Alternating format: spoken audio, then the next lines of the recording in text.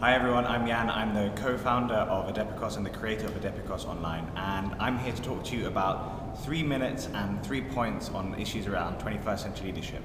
So today I'm going to talk to you about Steve Jobs and a philosopher called Nietzsche. Now, what do these guys have in common?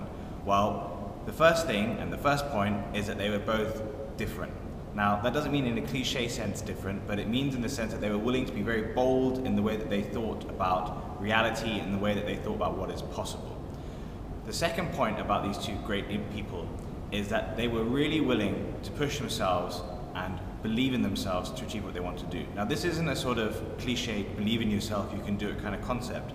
Nietzsche actually formulated this into something called the will to power. And what he meant by the will to power is that life is about striving to achieve what it is that you believe should be achieved.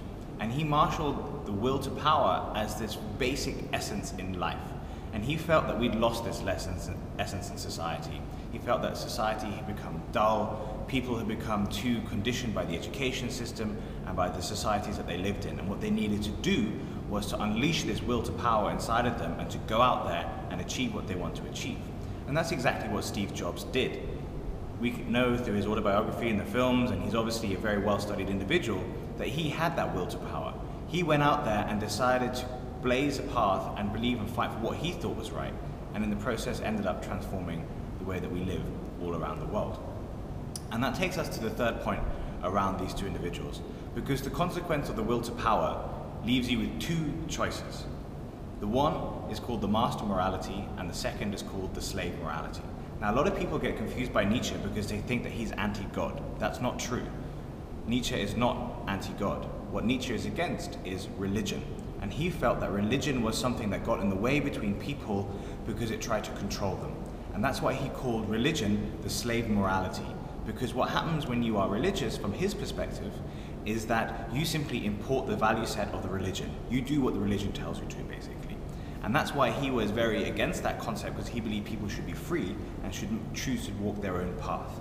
And that comes from the will to power, because if you're that individual who's driven and focused and wants to achieve, then you will walk the will to power, but that means you must become a master.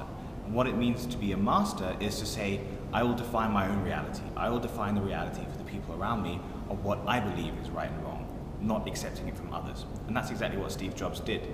Famously known as the reality warp bubble, he would transform the way people saw reality, and in that sense demonstrated his mastery of being the way to the will of power. So thank you very much. In the end, make sure you understand what's the right path for you.